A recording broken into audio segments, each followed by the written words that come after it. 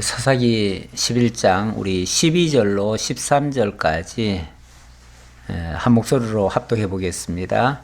입다가 암몬 자손의 왕에게 사자들을 보내 이르되 내가 나와 무슨 상관이 있기에 내 땅을 치러 내게 왔느냐 하니 암몬 자손의 왕이 입다의 사자들에게 대답하되 이스라엘이 애굽에서 올라올 때에 아르논에서부터 야복과 요단까지 내 땅을 점령했기 때문이니 이제 그것을 평화롭게 돌려달라 하니라. 아멘. 이제 사사 후반기에 접어들었습니다. 이제 사사 시대도 한참 지나가서 출애굽 한때로부터는 약 300년이 지난 때 그 즈음입니다. 그러니까 제법 세월이 좀 지났지요. 지났는데 지난번 기드온 사사 이후에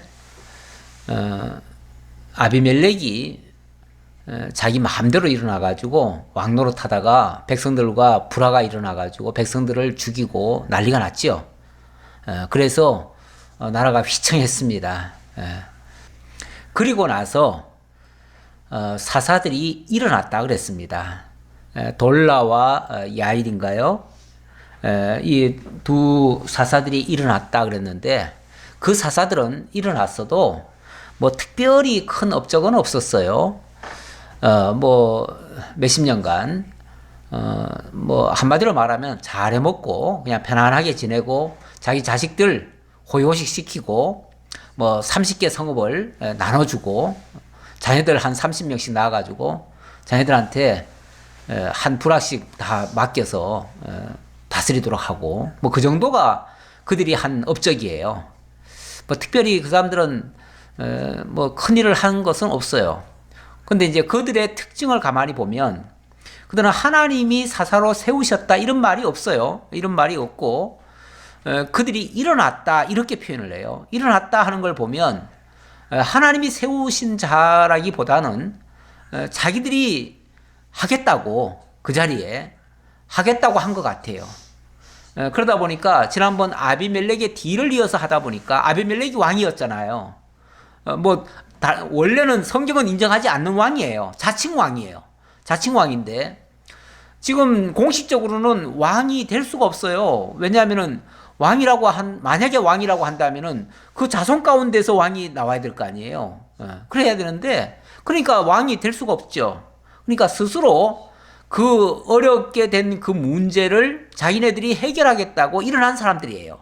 그래서 자기네가 스스로 왕이라 소리는 못하고 사사라 이렇게 표현을 하긴 하는데 그다지 좋은 일은 못했는데 그러다 보니까 한 50여 년 동안 나라가 점점 더 피폐해졌어요. 피폐해지다 보니까 하나님께서 자꾸만 이런 식으로 나가기 시작하면 하나님께서 간섭을 하시죠. 간섭을 하셔요. 간섭하시는 게 뭐냐면 10장 17절에 그때 암몬 자손이 모여서 길르앗에 진을 쳤으므로 이스라엘 자손도 모여서 이렇게 나오죠. 하나님께서 암몬 자손을 들어다가 그들을 치셨다. 그렇게 된 동기는 그 전에 10장 6절에 보니까 이스라엘 자손이 다시 여호와의 목전에 악을 행했다 이렇게 나오죠. 다시 여호와의 목전에 악을 행했다는 말은 하나님을 잊어버리고 하나님을 떠난 행동을 했다 그 말이에요. 그래서 하나님을 잊어버리는 대표적인 케이스가 뭐냐면 바알과 아스다롯 우상을 섬기는 겁니다. 사람이라고 하는 존재는요 원래 약합니다. 굉장히 강한 것 같지만 사실 되게 약해요. 약해가지고 뭔가를 의지하지 않으면요 이 스스로가 위안이 안 돼요. 두려워요. 그래가지고 원래는 하나님을 믿고 살라는 거예요, 그게. 그런데 하나님을 잊어버리면 하나님은 안 섬기고 그 대신 하나님 자리에다가 다른 우상을 갖다 놔요. 그게 여호와의 목전에 악을 행하는 거고 그게 이제 우상을 섬기는 거예요. 그럴 때마다 하나님께서는 이제 진노하시고 징계를 가하시죠. 물론 뭐 사랑하지 않는 백성이라면 내버려둬요. 하나님의 백성이 아니라면 뭐 그들이 우상을 섬기든 말든 뭐 그냥 내버려둬요. 내버려두는데 자기 백성이 자기를 버리셨을 때는 그때는 하나님도 내버려 두시질 않지요. 간섭하시죠. 그러니까 하나님의 간섭이 있다는 거는요, 나쁜 게 아니에요. 사실은 좋은 거예요. 그래서 하나님의 징계도 괜찮은 겁니다. 그래서 히브리서 12장에 보면 징계는 다 받는 것이거늘 만약에 징계가 없다면 너희는 사생자요 하나님의 아들이 아니니라, 이렇게도까지 얘기를 해요. 그러니까 하나님의 아들이라면 잘못된 길을 갈 때에 하나님의 간섭이 있는 것은 지극히 당연한 거다, 이렇게 말씀하셨어요. 자, 어쨌든 이렇게 위기 상황이 또 닥쳐왔습니다. 그러니까 이스라엘 백성들이 그 위기에 대처하는 법을 몰라요. 법을 모르고 지금 뭐 대적은 쳐들어왔는데 아무도 자기 희생해가면서 나서는 사람이 없는 거예요. 그러니까 사람을 찾다가 어떤 사람을 찾게 되냐면 기생이 낳은, 그래서 이스라엘 민족에게서는 아주 천히 여김 당하고 버려진 사람, 내쫓긴 사람, 이런 사람이 상당히 싸움질은 잘해요. 그래서 11장 1절에 보니까 길르앗 사람이 있다는 큰 용사였으니 기생이 길르앗에게서 낳은 아들이었다, 이렇게 얘기를 합니다. 그런데 기생이 낳은 아들이다 보니까 한마디로 말하면 서자지요. 서자다 보니까 그 집안에서 인정을 못 받아요. 인정을 못 받고 그 집안의 아들들이 너는 저 첩의 자식이니까 너는 우리 집에 살 자격이 없다, 그래가지고 내쫓아버린 거예요. 그러니까 이 사람이 기껏 하는 일이 뭐겠어요? 쫓겨난 사람이 뭘 하겠어요? 그냥 주문 믿고 사는 거죠. 소위 말해서 그냥 불량배인 거예요. 그런 상태에 놓여져 있었어요. 그런데 나라가 위기 상황에 처하니까 그때는 뭐 신분이 중요한 게 아니고요. 누구든지 전쟁을 할 만한 어떤 용감한 사람, 물불 안 가리는 사람, 두려움 없는 사람, 앞장설 수 있는 사람, 이런 사람이면 데려와야 돼요. 데려와야 돼요. 그래서 장로들이 고민하다가 우리 사람을 데려와야 되겠다. 전에 우리 집안에 이런 사람이 있었는데 기생 자식이긴 하지만 워낙 싸움을 잘하고 하니까 이럴 때 좀 데려와서 좀 써먹어야 되겠다, 이렇게 생각을 한 거죠. 그래서 사람을 보내가지고 지금 이런 위기 상황이니까, 국가적 위기 상황 앞에 네가 좀 앞장서서 좀 싸워달라 하니까, 네가 만약에 싸우기만 하면은 너를 머리로 삼고 하겠다, 이렇게 이제 제안을 했어요. 처음에는 그 말이 고지 들리지 않았지요. 믿어지지도 않았고, 그렇지만 이제 거듭되는 제안에 이제 응하게 됐습니다. 그리고 그 사실을 하나님 앞에, 자, 이거는 우리끼리 얘기해가지고 될 일이 아니고 이건 하나님 앞에서 맹세해야 된다. 그래가지고 11절에 보니까 이에 입다가 길르앗 장로들과 함께 가니 백성이 그를 자기들의 머리와 장관을 삼은지라. 입다가 미스바에서 자기의 말을 다 여호와 앞에 아뢰니라. 여호와 앞에 어찌 보면 다 맹세하듯이 그렇게 한 거죠. 자, 그렇게 하고 드디어 전쟁에 참여하게 되어집니다. 자, 어떻게 입다가 활약을 하는가? 입다가 암몬 자손의 왕에게 사자들을 보내 이르되 내가 나와 무슨 상관이 있기에 내 땅을 치러 내게 왔느냐 하니, 입다가 선전포고를 한 겁니다. 암몬 자손이 뭐 사실은 상대가 안 되죠. 왜냐하면 암몬 자손은 정규군이고요. 이쪽은 별로 정규군이라고 할 수가 없어요. 더군다나 뭐 불량배 하던 사람이 어느 날 갑자기 아쉬워서 데려놓았지만 그 사람이 무슨 그렇게 대단한 능력을 가지겠어요. 그러나 어쨌든 뭐 이 위기 상황이니까 그 일을 맡겼는데, 그 일을 맡겼을 때는 그저 그들이 쳐들어오면 방어나 좀 해달라, 이제 그 뜻이었는데, 방어를 하는 게 아니라 아예 공격적으로 사람을 보내가지고 그 암몬 자손의 왕에게 따지는 거예요. 당신들 뭐 때문에 무슨 이유로 우리나라를 쳐들어왔느냐? 우리하고 당신들하고 이렇게 싸울 이유가 뭐가 있느냐? 라고 정식으로 선전포고를 한 거예요. 그 말은 싸움을 불사하겠다는 뜻 아니에요? 싸움 불사하겠다. 너들이 만약에 정당하지 못한 거면은 우리 너들과 맞상대하겠다. 이런 식이죠. 물론 그렇게 하기 전에 사전 작업으로 사자를 보내가지고 이유도 묻고 원인도 찾고 그래서 정당하게 하자. 이게 정말 신사적인 방법이죠. 그래서 입다가 과거에는 뭐 불량배 출신이었을지 몰라도 일단 하나님 앞에 선 이상 새로운 사람으로 완전히 다른 모습을 보이게 됩니다. 그리고 지난번에 하나님 여호와 앞에 이 모든 일을 다 아뢰었다 그랬는데 다 아뢰었다는 말은 하나님 앞에 보고하고 기도하고 하나님의 인도 따라 지금 하는 일이에요. 그러니까 이거는 하나님의 그 능력을 힘입은 겁니다. 힘입고 그래서 담대하게 이런 일을 할 수 있는 겁니다. 안 그러면요 쫄아서도 못해요. 어떻게 한 나라의 왕을 상대로 해가지고 이 사람은 지금 왕도 아니잖아요. 아무것도 아니잖아요. 뭐 물론 머리로 삼는다고 하긴 했지만 그 말이지 뭐 제대로 뭐가 있나요? 아무것도 없어요. 그런데 당당하게 그 상대의 왕을 대적의 왕을 향해서 도대체 네가 무슨 이유로 우리를 쳐들어왔느냐? 이유가 뭐냐? 당당히 묻는 거죠. 우리가 사실 우리를 위협하고 있는 주변의 강대국들을 향해서 우리도 사실 당당한 모습 보여야 됩니다.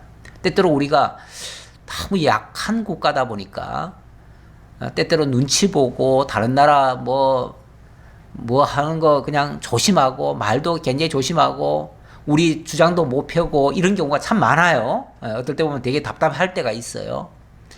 정말 우리가 하나님을 믿고 정말 하나님의 뜻대로 하기를 원한다면 뭐든지 당당할 필요가 있어요. 우리가 만약에 잘못되지 않았는데 상대가 억압을 하면요. 그럴 때는 단호하게 얘기해도 되는 거예요. 그게 잘못된 게 아니에요.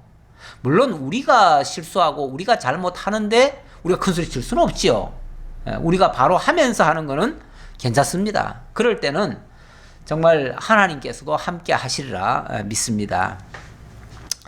자, 어쨌든 이렇게 당당하게 대적의 왕에게 얘기를 했습니다. 그랬더니 암몬 자손의 왕이 입다의 사자들에게 대답하되 이스라엘이 애굽에서 올라올 때에 아르논에서부터 야복과 요단까지 내 땅을 점령했기 때문이니 이제 그것을 평화롭게 돌려달라 하니라. 쉽게 말하면은 우리의 공격을 피하려면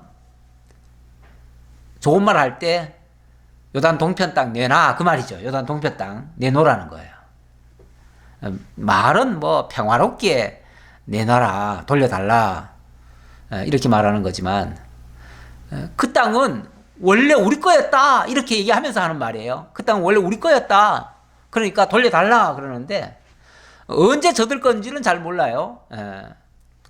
그 옛날에는 아마 자기네 땅이었을지 몰라요. 그러나 이스라엘이 올라올 때에 그들의 땅은 아니었어요. 그리고 뭐 설령 그들의 땅이었다 할지라도 올라올 때 취한 건 아니에요. 또 나중에 이제 그 과정은 또 설명하겠는데, 예. 그러니까 이거는 한마디로 그냥 억지 주장이에요. 억지 주장, 억지 주장. 원래 다른 나라들이요 우리나라를 억압할 때 그때도 항상 억지 주장 해가면서 억압했습니다. 지금도 뭐 미군들 우리나라에 주둔시켜 놓고는 얼마나 억지 주장을 하는지 모르겠어요. 정말 그런 때는 정말 당당하게 그럴 거면 데리고 가라 이렇게 해도 될 것 같은데 그런 말 하면 큰일 나는 줄 알고 아무도 말을 못 하더라고요. 아무도 말을 못하는 그게 약점처럼 잡혀 있어요. 말을 못하니까 그냥 요구하면 되는 줄 알고 그러는 거예요. 그런데 우리가 좀 당당하게 하면요, 상대방도 그렇게 억지 쓰지 않습니다. 억지라는 거는 만만해서 억지 쓰는 거예요. 만만한 자들에게 억지 쓰는 거예요. 이따가 암몬 자손의 왕에게 다시 사자들을 보내 그에게 이르되, 이렇게 말했는데도 만약에 이 말이 사실이라면 아마 입다도 그래? 그런 일이 있어? 조사해보고 만약에 그런 게 있다면 돌려줄게, 이렇게 나올 수도 있어요. 쉽게 말하면 어떤 협상을 할 수도 있다 그 말이에요. 협상을 할 수 있다 그러는데 단칼에 잘라버립니다. 단칼에. 협상에 여지를 주면 안 돼요. 원래 말도 안 되는 거는요, 치고 나올 때 그런 거를 협상하는 거 아니에요. 말도 안 되는 주장을 하면 반박을 하고 말아야 돼. 그건 말도 안 되는 소리다. 그런 건 협상에 가치도 없다 해가지고 협상을 하지 말아야 돼요. 그런데 일단은 단호하게 얘기하는 거죠. 너희들 그렇게 억지 쓰지 말아라. 말도 안 되는 소리 하지 말아라. 그 얘기죠. 그건 협상하지 않겠다는 얘기죠. 너들 말 듣고 너들 뜻대로 해주지 않겠다 그 소리죠. 원래 흥정하기를 좋아하는 사람들은요, 크게 아주 그냥 뭘 깎아도 그냥 왕창 깎고요, 씌워도 왕창 씌웁니다. 그래 놓고 슬슬 협상하면서 조금씩 양보해주는 척 하면서 하는 거예요. 그거는 협상의 달인들이 하는 짓인데, 원칙에서는 그렇게 하는 게 아니죠. 그렇게 하는 거는 굉장히 안 좋은 방법이죠. 그래서 여기도 지금 어찌 보면 억지를 쓰는 거예요. 억지를. 말도 안 되는 소리를 지금 하고 있는 거예요. 그럴 때 자칫하면은 협상에 들어가가지고 타협하다가 그들의 페이스에 말려 들어갈 수 있어요. 그래서 단호하게 그것을 물리치면서 이렇게 말합니다. 이스라엘이 모압 땅과 암몬 자손의 땅을 점령하지 아니하였느니라. 무슨 소리냐? 우리 점령한 적 없다. 그 말이죠. 단호하게 딱 잘라버리는 거죠. 그러면서 왜 우리가 점령한 게 아닌가를 이렇게 설명을 합니다. 자, 일단은 거절해놓고 딱 잘라놓고 그 다음에 설명하는 거죠. 이스라엘이 애굽에서 올라올 때에 광야로 행하여 홍해에 이르고 가데스에 이르러서는 이스라엘이 사자들을 에돔 왕에게 보내어 이르기를 청하건대 나를 내 땅으로 가운데로 지나게 하라 하였으나 에돔 왕이 이를 듣지 아니하였고 또 그와 같이 사람을 모압 왕에게도 보냈으나 그도 허락하지 아니하므로 이스라엘이 가데스에 머물렀더니, 자, 이게 1차적인 얘기예요. 이스라엘이 처음에 올라올 때 빠른 길이 많아요. 빠른 길이 많아요. 그런데 그 빠른 길로 가려고 하면은 모압 땅이나 암몬 땅이나 이런 데를 지나가야 돼요. 지나가야 되는데 그때 정중하게 요청을 했대요. 했더니 우리 땅으로 지나갈 수 없다. 그래가지고 하나님께 기도를 했더니 하나님께서 그래, 그 땅은 너희들에게 줄 거 아니니까 그 땅 그들이 거부하더라도 그들과 싸우지 말아라 그러는 거예요. 왜 그러냐면 원래 모압과 암몬이라고 하는 그 자손들이 누구 자손이죠? 롯의 자손들이죠. 롯의 자손들이기 때문에 롯은 아브라함의 조카의 그런 백성이에요. 자손이에요. 그러다 보니까 굳이 일부러 그들과 충돌해가지고 싸울 이유가 없다 그 말이죠. 그들도 나중에 하나님이 또 구원하실지 모르니까 그들과 싸우지 말아라. 원래 한 뿌리에서 나온 자들이다. 그러니까 싸우지 말아라. 이렇게 이제 얘기한 거예요. 하나님께서도. 그래서 하나님 말씀 듣고 우리가 너들을 건드리지 않았었다. 너들이 길 안 비켜주니까 그러면 우리가 가데스에 머물다가 나중에는 정 안 비켜주니까 다른 데로 돌아서 갔다. 그렇게 얘기하는 거죠. 그 후에 광야를 지나 에돔 땅과 모압 땅을 돌아서 모압 땅의 해 뜨는 쪽으로 들어가 아르논 저쪽에 진쳤고 아르논은 모압의 경계이므로 모압 지역 안에는 들어가지 아니하였으며, 모압의 경계인 아르논으로는 지나갔지만 그거는 너들 땅 아니지 않느냐 그 말이죠. 너들 땅 아니고 너들이 허락하지 않아서 우리는 그 경계선을 따라서 갔을 뿐이다. 이렇게 얘기를 하는 거죠. 그것도 그냥 지나가만 간 거지. 무슨 너희들을 그렇게 했느냐. 근데 그 나중에 보면은 이제 왜 모압의 그 발락 왕이 이스라엘이 그쪽에 있는 것 자체만으로도 두렵게 느껴가지고 이스라엘을 저주하고 이스라엘을 어떻게 해서든지 망하게 하려고 공작들을 하고 그랬었죠. 근데 하나님이 막으셔서 그들의 그 계획은 다 실패로 돌아갔어요. 그런 적은 있었지만 이스라엘이 그들을 공격해가지고 치거나 빼앗거나 이런 적은 없었다 그 말이에요. 19절 이스라엘이 헤스본 왕 곧 아모리 족속의 왕 시온에게 사자들을 보내어 그에게 이르되 청하건대 우리를 당신의 땅으로 지나 우리의 곳에 이르게 하라 하였으나 시온이 이스라엘을 믿지 아니하여 그의 지역으로 지나지 못하게 할 뿐 아니라 그의 모든 백성을 모아 야하스에 진치고 이스라엘을 치므로 이스라엘의 하나님 여호와께서 시온과 그 모든 백성을 이스라엘의 손에 넘겨주심에 이스라엘이 그들을 쳐서 그 땅 주민 아모리 족속의 온 땅을 점령하되 그러니까 이스라엘 백성들이 일부러 암몬을 들어간다든지 모압 땅을 침범한다든지 이런 적은 없었는데 이런 일은 있었다. 그 일은 이스라엘이 이제 저 약간 북쪽이죠. 북쪽에 헤스본 왕 아모리 족속의 왕 시온이 있었는데 그 시온에게도 우리가 그쪽으로 지나가만 갈 거니까 길 좀 비켜달라 했는데 이들은 길은 비켜주기는 고사하고 아예 군대들을 데리고 나와가지고 길을 막아버렸다는 거예요. 길을 막아버리면 어떻게 되죠? 못 가는 정도가 아니라 대적이 되는 거죠. 대적이. 이스라엘 백성을 가로막는 것은 대적 행위입니다. 그리고 이스라엘을 가로막는 것은 이스라엘 백성을 가로막는 게 아니라 결국은 그들을 인도하시는 하나님을 대적한 겁니다. 그래서 하나님의 길목에 서가지고 하나님을 대적하는 자들은 누구든지 그거는 하나님이 대적으로 여기십니다. 그래서 그들을 치십니다. 그래가지고 바산 왕 옥 또는 헤스본 왕 시온 이렇게 그들을 하나님이 그들을 치시고 이스라엘에게 빼앗아 주셨다. 그래서 요단 동편을 차지하게 됐다 그 말이에요. 그러니까 요단 동편은 원래가 이스라엘 민족이 차지하려고 했던 원래 목적지가 아니에요. 그렇죠? 그건 어찌 보면은 하나님이 주신 보너스 같은 거예요. 보너스 같은 건데 원래는 가나안 땅, 서편 땅이죠. 서편 땅이 목적지죠. 그런데 오는 길목에 자꾸 길을 막으니까 어쩔 수 없이 그들과 전쟁을 하게 됐고 전쟁을 하니까 하나님이 그 땅을 빼앗아서 이스라엘 민족에 주신 것이다. 지금 이따의 말은 우리가 빼앗은 게 아니고 그들이 대적을 하니까 하나님이 그들을 쳐서 우리들에게 주신 거다. 주신 거 우리가 받았을 뿐인데 그걸 왜 우리가 너들 걸 뺏었다고 그러냐.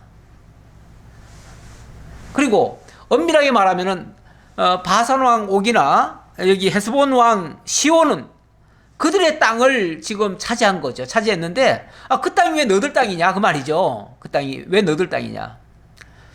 그런데 저 악한 사람들은요 남의 땅을 가지고도 욕심을 내요. 욕심을 내가지고 저것도 과거에 우리 땅이었는데 뭐 과거에는 혹시 그랬는지 몰라요. 아니면 옛날에 누구가 그 땅을 가지고 있었는데 근데 그 사람이 우리 친척인데 그럼 우리 땅인데 이렇게 생각하는 거죠. 그래서 옛날이요 뭐 이렇게 옛날을 추억하고 옛날을 그리워하는 사람들이 꽤 있는데 몰라요. 옛날에는 그랬을지 몰라요. 그런데 그렇게 설령했다고 칩시다. 설령했다고 치면은 그게 언제적 얘기입니까 지금? 300년이 지났어요. 300년이 지났으면 설령 그 전에 자기네 땅이었다 치더라도 300년이 지났으면요 이미 이스라엘 민족이 그 땅에다가 지금 뼈를 많이 갖다 묻었어요. 그러면 이스라엘 땅 된 거예요. 더 이상 과거 가지고 이제 지금 시비 거는 건 안 돼요. 그것도 뭐 몇 년 지난 거라면은 시비 걸 수도 있겠지요. 그러나 지금 벌써 몇백 년이 지난 걸 가지고 그거 가지고 아직까지 그 옛날 얘기해가면서 이러쿵 저러쿵 잘했니 못했니 지금 따지고 그거 가지고 지금 철천지 원수처럼 그러면 되겠어요? 예. 우리나라도 가끔 옛날에 중국에게 몇백 년 전에 당한 적 있잖아요. 또 일본한테 또 당한 적도 있고, 물론 일본한테 당한 것은 너무 오래되지 않은 일이라 우리가 잊을 수가 없어요. 그렇지만 그것도 역시 너무 오래 계속 그것만 가지고 원함 사듯이 그렇게 하는 거는 그것도 바람직하지 않아요. 무슨 문제든지요. 과거는 물론 원인은 돼요. 원인은 돼 가지고 과거 것이 쉽게 말하면 우리가 잊지 말자. 그런 그 잘못된 자들, 잘못된 일들이 있었으니까 그건 우리가 절대 잊어서는 안 된다. 그건 하나의 교훈으로 가져야 되고요. 그때 걸 끄집어내 가지고 지금 그들을 미워하고 지금 그들과 대결하고 이거는 잘못됐어요. 만약에 그런데 과거는 그렇고 지금 만약에 잘못하는 게 있다면 물론 그때 감정이 또 올라올 수는 있겠죠. 또 올라올 수는 있지만 지금 잘못한 거 가지고 따져야지. 옛날에 잘못한 거 가지고 지금 계속 그거 가지고 시비 걸고 또 싸우면 그것도 잘못된 거예요. 예. 그러니까 너무 오래된 걸 가지고 자꾸 과거 끄집어내 가지고 과거 이거 우리 땅이었는데 물론 한때는 자기네 땅이었을 수도 있겠죠. 예. 암몬 자손들이 언젠가 이 땅을 한번 차지했겠죠. 예를 들어서 몇백 년 전에 몇백 년 전에 그렇지만 몇백 년 전에 한번 땅 가졌었다고 뭐 평생 자기네들만 가지라는 법이 있나요? 항상 바뀌는 건데 하나님이 주시면은 이미 바뀐 건데 진작 바뀌어도 진작 바뀐 건데 벌써 300년이 지났는데 어쩌란 말이에요. 이제 와서 그걸 그냥 내놓으라고요? 말이 안 되는 얘기예요. 그러면서 23절 봅시다. 이스라엘의 하나님 여호와께서 이같이 아모리 족속을 자기 백성 이스라엘 앞에서 쫓아내셨거늘 네가 그 땅을 얻고자 하는 것이 옳으냐? 아니 하나님이 300년 전에 그 땅 백성들을 내쫓고 그리고 그 땅을 우리들에게 줬는데 그때는 너들 땅도 아니었고 너들 땅도 아니었고 그런데 너들이 이제 와가지고 그 땅 옛날에 우리 거였으니까 아마 300년 전에 이스라엘한테 줬는데 이들을 가지고 있었을 때는 아마 500년 전 얘기일 수도 있어요. 500년 전에 예를 들어서 500년이라고 칩시다. 우리는 300년 전에 빼앗았는데 500년 전에 우리 땅이었는데 그거 내놔라. 이 무슨 말이 이런 말이 있어요. 그 말이 안 되잖아요. 그거는. 그러면서 이렇게 얘기를 합니다. 24절 내 신 그모스가 내게 주어 차지하게 한 것을 내가 차지하지 아니하겠느냐. 우리 하나님 여호와께서 우리 앞에서 어떤 사람이든지 쫓아내시면 그것을 우리가 차지하리라. 이건 무슨 소리냐면 우리는 하나님 여호와를 믿고 너희들은 너희들의 신 그모스를 섬기는데 좋다. 어느 신이든지 그 민족에게 만약에 땅을 빼앗아서 준다면 아니 신이 준 건데 왜 안 차지하느냐 그 말이죠. 그러면은 여호와가 우리에게 300년 전에 우리에게 주셨으면 우리가 차지하는 게 정당한 거고 또 너희들 신 그모스가 너희들에게 만약에 그 땅을 차지해서 줬다면은 너희들이 차지하는 게 당연하다. 그런데 너희들 신은 그렇게 하지 않았고 우리 신은 그렇게 했는데 왜 그거를 우리 잘못이라고 얘기하냐 그 말이죠. 만약에 잘못을 지적하려면은 우리 하나님한테 너희들이 지금 따져야지. 아니면은 너희들 신이 무능해가지고 너희들 신이 지금 너희들 땅을 못 찾아준 거지. 왜 우리 탓을 하냐 그 말이죠. 야 이런 말 하는 거 보니까 입다가 이거 보통 사람이 아닙니다. 그렇죠? 입다가 우리가 시작할 때는 이 사람 뭐 기생의 아들이었고 동네 불량배였고 정말 불황무식한 그런 사람인 줄 알았는데 이 사람이 정말 하나님 앞에 기도하고 정말 하나님이 세운 이 사사가 되다 보니까 완전히 180도 달라져 가지고 정말 이 사람이 말하는 한마디 한마디가 전혀 틀린 말이 없어요. 너무 완벽하게 상대방이 정말 빈틈을 얻지 못할 정도로 말로도 이기지 못할 정도로 이렇게 완벽하게 상대방의 입을 다물게 만드는 이런 말을 하고 있어요. 우리 그 신약 시대에 보면 사도 베드로가 사실은 그 사람이 학문이 없고요. 원래 어부 출신이잖아요. 어부 출신이고, 그런데 이 사람이 사도가 되고 성령이 충만하고 나니까 이 사람이 말하는 게 너무너무 정말 빈틈없는 말을 해요. 너무 완벽하게. 그렇게 하나님을 증거하고 그러면서 뭐 누가 뭐라고 하든지 간에 우리가 하나님의 말씀을 들으려야 너희들의 말을 듣는 것이 옳으냐 하면서 그냥 담대하게 이렇게 외치는데 아무도 직소를 못 하겠는 거예요. 그러면서 그들이 하는 말이 이 사람이 원래 학문이 없는 범인이었는데 언제 이렇게 똑똑해졌지? 언제 이렇게 지혜롭게 말을 하지? 이 지혜라고 하는 게 위로부터 주시는 하나님의 은사예요. 은사인데 이게 무슨 세상 학문 배워가지고 생기는 게 아니에요. 학문 많이 배워도요, 정말 하나님 앞에 미련한 자가 있고요. 세상 학문은 안 배웠어도 하나님이 지혜 주셔가지고 모든 것을 정말 바르게 분별하고 이렇게 하는 정말 지혜자들이 있어요. 그 지혜자는 하나님의 뜻을 정확히 알고 하나님이 하게 하시는, 하나님이 그 입에다가 말씀을 주어서 하게 하는 그런 능력자가 되는 거예요. 그래서 다 감탄하잖아요. 그래서 사도 베드로가 한마디 하면은 모두가 다 꼬꾸라지잖아요. 그 말씀 앞에.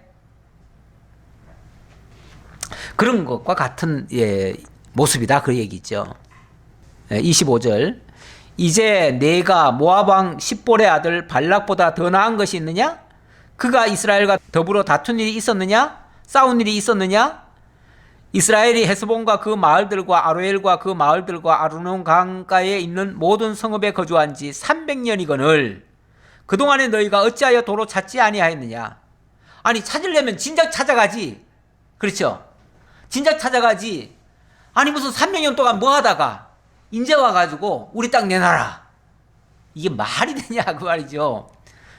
너희들 이따위로 하는 행동은 일찍이 모압 왕 발락이 우리들을 저주하고 우리가 너들을 괴롭힌 적이 없는데, 그들을 괴롭힌 적이 없는데 그들이 저주하라고 발람을 시켜가지고 못된 짓 하고 그랬는데 그것보다도 더 나쁜 놈들이다 너들은. 그 얘기죠. 예. 너들은 모압 왕 발락보다도 훨씬 더 나쁜 놈들이다. 이제 그 얘기예요. 억지를 써도 좀 어느 정도 억지를 써라. 이런 세상에 말도 안 되는 이런 억지가 어디 있느냐라고 지금 따져야 되는 거죠. 그러면서 내가 네게 죄를 짓지 아니하였거늘 내가 나를 쳐서 내게 악을 행하고자 하는도다. 원하건대 심판하시는 여호와께서 오늘 이스라엘 자손과 암몬 자손 사이에 판결하시옵소서 하였으나 암몬 자손의 왕이 입다가 사람을 보내어 말한 것을 듣지 아니하였더라. 콧방귀도 안 뀌었다 그 말이죠. 그런 말에 아예 들으려고도 안 했다. 지금 이게 입다가 자기 스스로 한 말이라기보다는요, 정말 하나님이 지혜를 주셔서 역사를 다 깨고 있잖아요. 이런 지혜가 어디서 왔겠어요? 정말 하나님이 알게 하지 않으면 어떻게 이런 역사를 알고 있겠으며 어쩌면 이스라엘 장로들보다도 더 정확하게 역사를 깨고 있는 거예요. 예.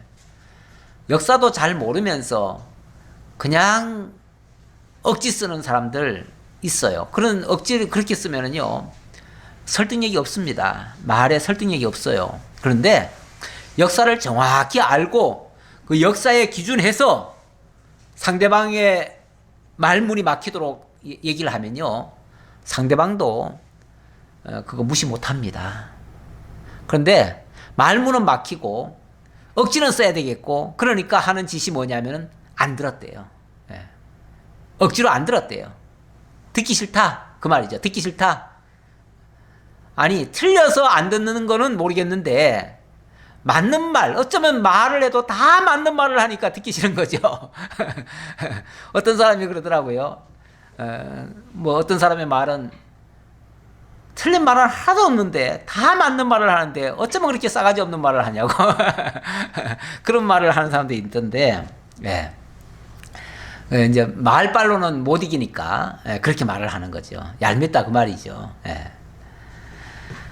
근데 입다의 말이 정말 하나도 틀린 말이 없어요. 너무나 정확한 말을 하고 상대방으로 하여금 꼼짝 못하게 하는 말이에요. 예. 이에 여호와의 영이 입다에게 임하시니 입다가 길르앗과 므낫세를 지나서 길르앗의 미스베에 이르고 길르앗의 미스베에서부터 암몬 자손에게로 나아갈 때에 앞에서 암몬 자손의 왕이 입다가 말한 것을 듣지 아니하였다고 그랬잖아요. 듣지 아니하였다. 이 듣지 아니하였다 하는 말은 거부했다 그 말이에요. 그 말을 거부했다. 그 거부했다는 것은 쉽게 말하면 협상 결렬이에요. 협상 결렬이면 뭐예요? 전쟁이에요. 전쟁. 그럼 싸움인 거예요. 전쟁인데 쉽게 말하면 나 너희들 말 안 듣겠다. 그리고 나는 너희들 공격하겠다. 그 소리거든요. 그 소리니까 안 들었다 하는 소리를 듣는 순간 입다에게 하나님의 영이 임하셨대요. 하나님의 영, 성령이죠. 성령이 임하시니까 입다가 아주 용맹스러워졌습니다. 아무도 그를 제어할 수 없는 그런 사람이 된 거예요. 말로만 잘하는 게 아니고 정말 용맹한, 그야말로 사사의 역할을 하기에 충분한 그런 자격자인 거예요. 그래서 이 사람이 그 길로 곧바로 길르앗과 므낫세를 지나서 길르앗의 미스베에 이르고 길르앗의 미스베에서부터 암몬 자손에게로 나아갔다. 그들에게 그냥 진격해버렸다는 거죠. 진격. 원래는 암몬 자손이 공격자였고 이스라엘은 지금 방어 자세잖아요. 방어 자세이기 때문에 방어하는 입장에서는요, 어떻게 해서든지 전쟁을 막아야 되겠고, 그러려면 협상이라도 해야 되겠고, 어떻게 해서든지 시간이라도 벌어야 돼요. 원래 일반적으로 강한 자들이 쳐들어오면요, 그 시간 벌려고 어떻게 해서든지 협상하는 척하고 말 들어주는 척하고 뭐 하잖아요. 그렇게 하다가 질질 끌다가 나중에 가서는 이렇게 해서 어렵다고 이렇게 이제 사정하고 조금 이제 들어주고 그리고 끝내요. 그러는데 이 사람은, 입다는 협상 안 했어요. 협상 안 하고 그냥 그들이 듣지 않는다는 것을 안 순간부터 바로 적진에 뛰어듭니다. 그들이 듣지 않는다는 것은 하나님이 그들을 심판하시기로 작정하셨다라는 말과 같은 말이에요. 자, 그런데 어쨌든 정말 이 일이 보통 일은 아닙니다. 굉장히 심각한 일이고, 이거는 전쟁이라고 하는 건요, 우리가 할 수만 있으면 피해야 됩니다. 왜냐하면 모든 전쟁에는요, 많은 피해가 따르거든요. 많은 희생이 따르는데 그 희생을 치르지 않으려면 전쟁 자체를 막아야죠. 전쟁 자체를 막으려면 협상을 해야 되죠. 근데 이게 이제 소극적인 방법이고요. 지금 하나님께서 이스라엘을 구원하기 위한 입장이라면 이 얘기가 달라요. 다르고, 이거는 지금 성령께서 지금 입다에게 뭔가를 지금 역사하시려고 지금 함께 하시는 거니까 담대하게 나가게 되는 거죠. 그런데 아무래도 입다지만은 또 성령이 충만했다고 하지만은 그래도 한편으로는 두려운 마음도 좀 있을 거 아니겠어요? 있으니까 하나님 앞에 서원을 합니다. 서원을 하는데 그 서원이 뭐냐면, 그가 여호와께 서원하여 이르되 주께서 과연 암몬 자손을 내 손에 넘겨주시면 내가 암몬 자손에게서 평안히 돌아올 때에 누구든지 내 집 문에 나와서 나를 영접하는 그는 여호와께 돌릴 것이니 내가 그를 번제물로 드리겠나이다 하니라. 근데 이런 서원까지는 안 해도 될 것 같은데 자관 이 서원을 했네요. 근데 이제 뭔가 하나님께 왜 그렇잖아요. 뭔가 전쟁이라고 하는 아주 굉장히 막중한 일을 지금 앞에 놓고, 기도원도 사실 지난번에 그 전쟁을 앞두고 하나님 앞에 서원하듯이 하고 또 뭔가를 징표를 구하고 막 그랬잖아요. 그런 일을 했는데 이게 어찌 보면 좀 초조함의 모습일 수도 있긴 있는데, 꼭 그렇게 보기보다는 나중에 보면은 이것에 어떤 신학적인 의미가 또 있긴 있어요. 그래서 이거는 뭐 나쁘게 볼 거는 아니고요. 하나님이 어떤 뜻하신 목적하신 바가 있어서 이렇게 하셨다라고 볼 수밖에 없습니다. 자, 어쨌든 서원을 했어요. 서원을 했는데 그 서원이 평범한 서원은 아니에요. 무슨 서원이냐면, 하나님께서 만약에 이번 전쟁터에 나가는데, 이 전쟁터에 나간다고 하는 건요, 사실은 죽느냐 사느냐예요. 그렇죠? 죽느냐 사느냐예요. 아니 가서 잘 싸우면은 이길 수도 있고요. 또 조금만 여차하면은 죽을 수 있는 거예요.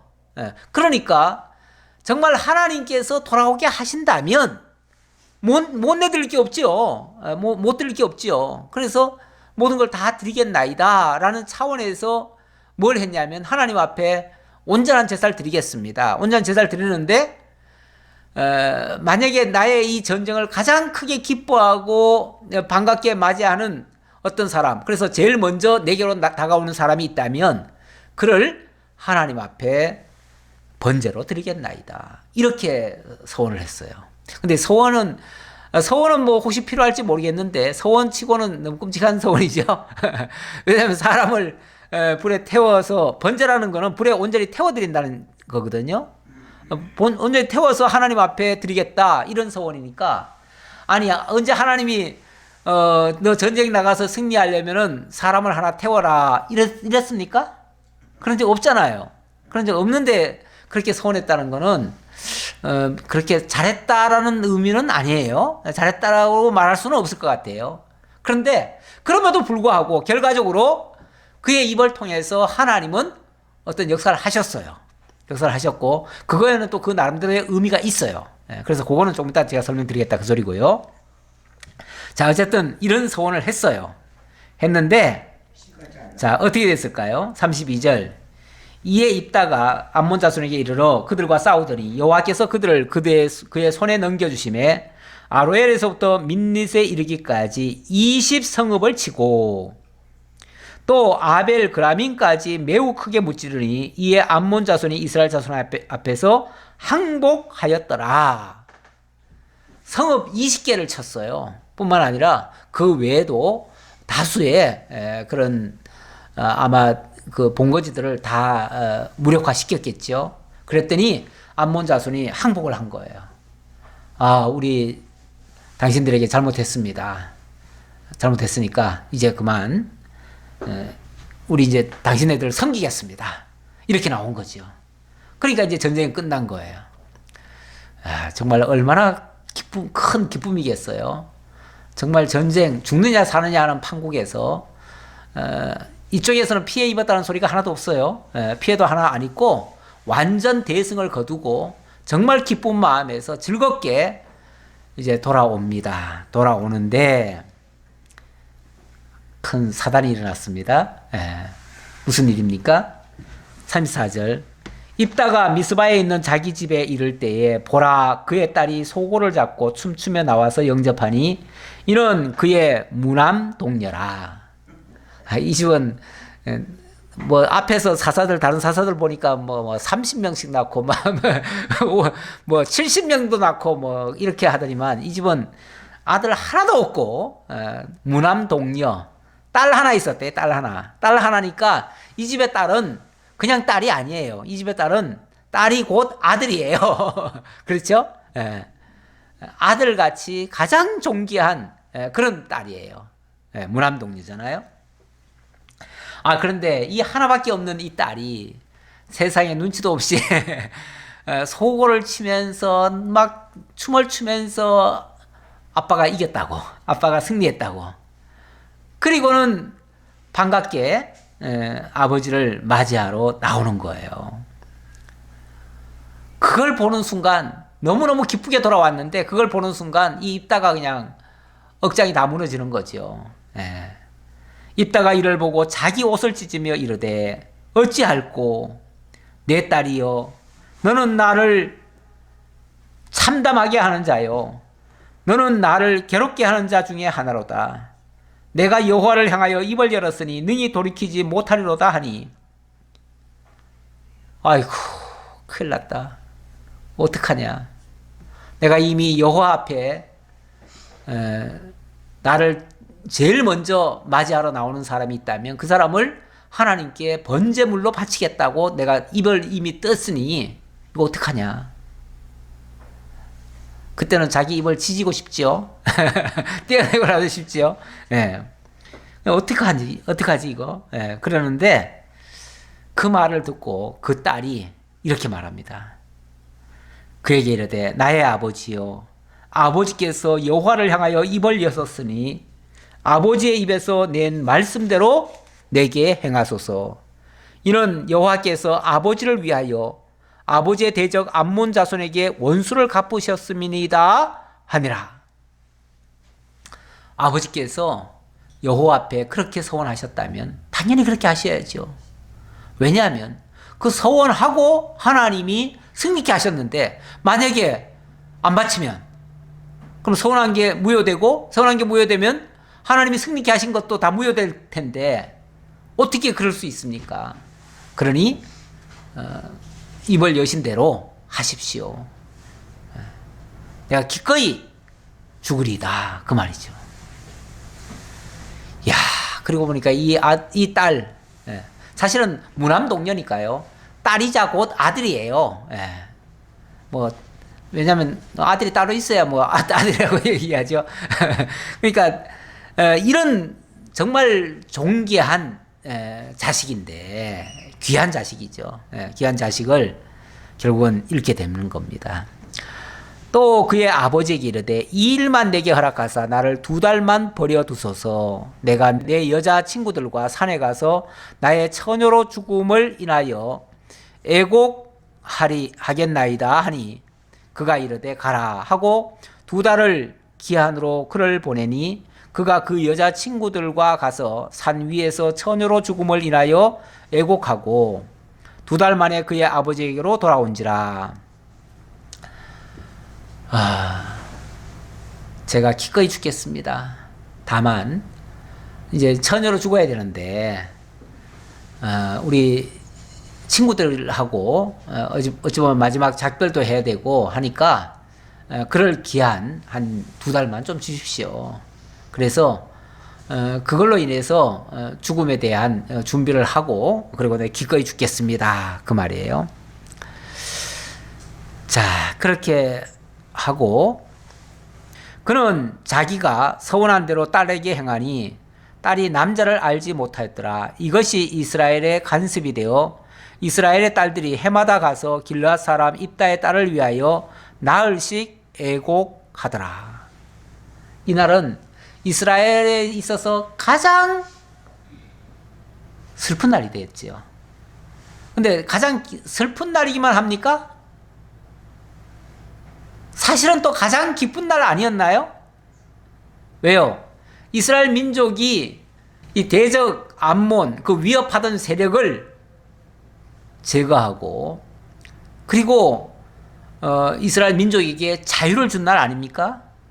자유를 준 날. 물론 뭐 그거는 이제 약간의 그 텀은 있지만은 어쨌든 가장 기쁨을 얻게 하기 위해서 가장 큰 희생을 치른 날이죠. 가장 큰 희생을 치른 거죠. 이걸 통해서 사실 2가지 생각을 한번 해봤으면 싶어요. 첫째는 이런 서원 하는 것이 옳은가 라는 거 그런 것을 하나 생각해보고 또 하나는 그럼 구약시대 때 이때는 왜 이런 서원을 해가지고 이 서원을 지켜야만 했는가, 이 서원의 신학적 의미가 뭔가 그걸 한번 생각해 봐야 되는데 일단은 이게 이제 구약시대 때는 서원을 하고 서원하면은 해로울지라도 뭐 하라고 그래요? 지키라고 그랬어요. 지키라. 그래서 구약시대 때는 정말 서원은 함부로 할 수는 없지만 서원을 만약에 했다면은 해로울지라도 지키는 것이 원칙입니다. 그래서 서원은 함부로는 하지 않되 했다면은 지킬 생각을 해야 되는 거죠. 그런데 구약에도 사실 출애굽기나 뭐 레위기나 이쪽에 보면은 그 서원에 관한 규례들이 있는데 그 규례에 보면 이런 예외 사항이 있어요. 예를 들면 서원을 했는데 여자가 서원한 경우 아니면 또 딸이 서원한 경우 그럴 때에 남편이 허락하지 않거나 아버지가 허락하지 않는다면 그 서원은 무효가 될 수 있다. 이런 어떤 그런 조건이 하나 있어요.